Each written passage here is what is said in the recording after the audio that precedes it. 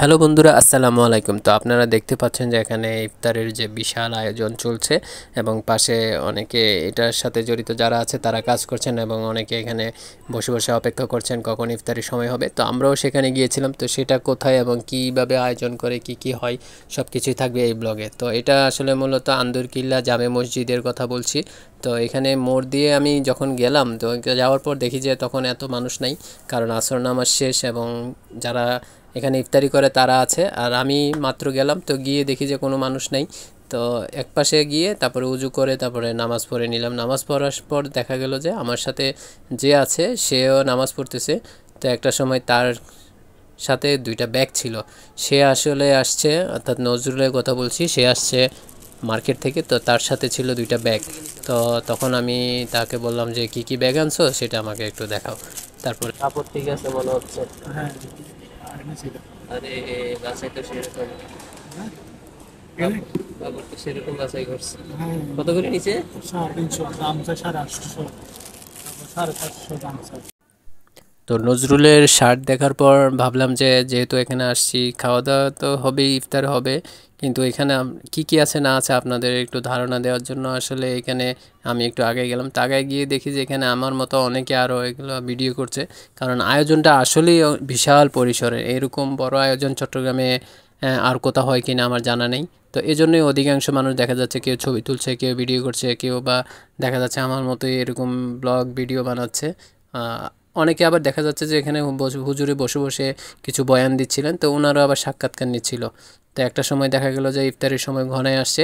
তো এই যে একটা লোক দৌড় দিল, উনি আসলে এখানে এই যে কাপড়টা বিছানোর যে কাজটা সেটা করছিলেন। তো এখানে ওই যে প্লেটগুলা, তো প্লেটের এখানে সামনে অনেক মানুষ বসবে, সেখানে সবাইকে আসলে দেওয়া হয়েছে সিঙ্গেল প্লেট।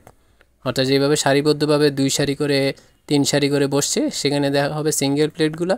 আর এই যে বড় বড় থালিগুলা এগুলা দিবে এই জায়গাটায়। তো এখানে সবাইকে দেওয়ার পর দেখা গেল যে কীভাবে দিবে আমরাও জানতাম না। তাই আমরা একটা সময় বসলাম।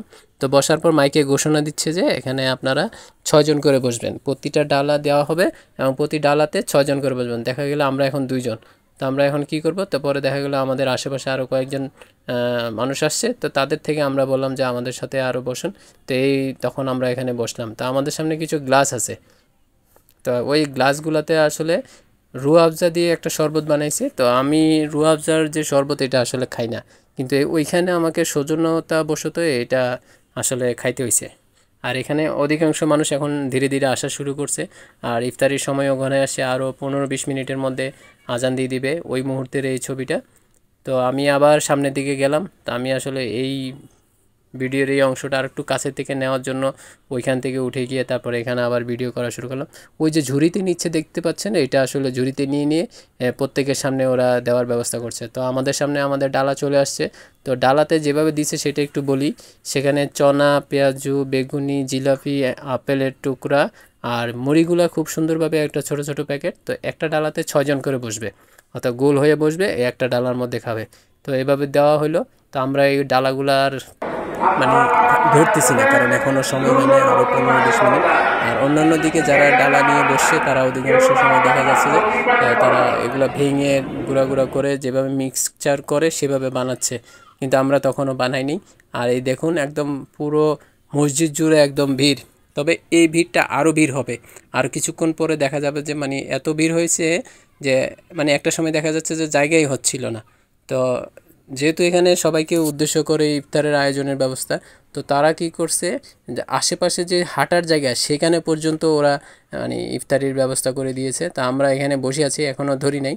তো একটা সময় দেখা গেলো যে মানে আজানের আর 3-4 মিনিট বাকি। তো আমরা মুড়িগুলো ঢালা শুরু করলাম।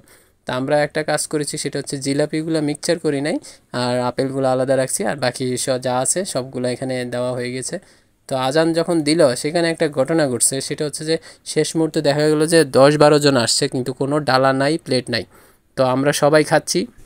তা আমাদের মিক্সচার শুরু হয়ে গেছে। তো খেতে খেতে তখন আমি ওই অবস্থাটা দেখছিলাম। তো কি দেখছিলাম সেটা আমি আর একটু পরে বলছি। তো আমরা যখন এইভাবে খাচ্ছিলাম তো আসলে ভালোই লাগছিল, কিন্তু এইভাবে আসলে আমার খেয়ে অভ্যাস নাই। ওই অল্প কয়েকটা নাও আলাদা করে অল্প করে খেতে খেতে শেষ করে যাক, কিন্তু ওইখানে একসাথে খেতে গিয়ে দেখা গেলো যে একটু সংকোচ লাগা, সব কিছু মানে মাটি হয়ে যায়। তো সবাই একদম মিলেমিশে সুন্দর করে খাচ্ছে, তো আমরাও খাচ্ছি। আর পরিবেশটা আসলেই ভালো লাগার মতো। আর আপনি যদি এই ধরনের পরিবেশে খান, আপনার অন্যরকম একটা অনুভূতি, এইটাকে কি বলা যায় আমি জানি না, কিন্তু আসলে খুব ভালো লাগছে। তো এই অভিজ্ঞতাটাই আসলে আমার একটা স্মৃতি হয়ে থাকবে এইখানে কীরকম। তো আমাদের খাওয়া দাওয়া শেষ, তো এখন আপনাদেরকে দেখাবো আসলে কি বলতে চাইছিলাম, যে 10-15 জন যখন এক্সট্রা মানে এসে জায়গা পাচ্ছিল না, তাদেরকে রাস্তায়, যে রাস্তাটা দিয়ে হেঁটে মানে হাঁটাচলা করে, সেখানে একটা পলিথিন বিছিয়ে দেওয়া হয়েছে এবং চনা পেঁয়াজু এগুলো সব দেওয়া হয়েছে, শুধুমাত্র মুড়ি ছাড়া। তো দেখা গেছে যারা ডালাতে খেয়েছে, প্লেটে খেয়েছে, তারা পর্যন্ত এইখানে এসে মানে এটা খাবারটা শেষ করার জন্য চেষ্টা করছে। অর্থাৎ এখানে যারা খেয়েছে তারা তাৎক্ষণিকভাবে যা পেরেছে তা খেয়েছে, কিন্তু পরবর্তীতে দেখা যায় বাকিরাও এসে এখানে শেষ করার জন্য একটু হাত লাগিয়ে এলো। আর এখানে খেয়ে দিয়ে যখন আমরা শেষ করলাম, তখনই দেখা গেল যে আরও মানুষ এসে ওই পলিথিনের এই বাকি যে ইফতারগুলো ছিল সেগুলো খাওয়া শুরু করছে। তারপরে আমরা গিয়ে হাত মুখ দিয়ে যারা যারা উজু করার তারা উজু করলো। আমি এসে দেখি যে এখানে সব কিছু প্রায় গুছানো হয়ে গেছে, এখন ঝাড়ু দিচ্ছে, কিছুক্ষণ পরে মুছবে, মোছার পর তারপরে এখানে নামাজ শুরু হবে। মানে আয়োজনটা করলো প্রায় 3-4 ঘন্টা ধরে, আর 5-10 মিনিটের মধ্যে দেখা গেল যে সব কিছু শেষে, এখন সবাই নামাজেও দাঁড়িয়ে গেল। কত সুন্দর গোছানো কাজ।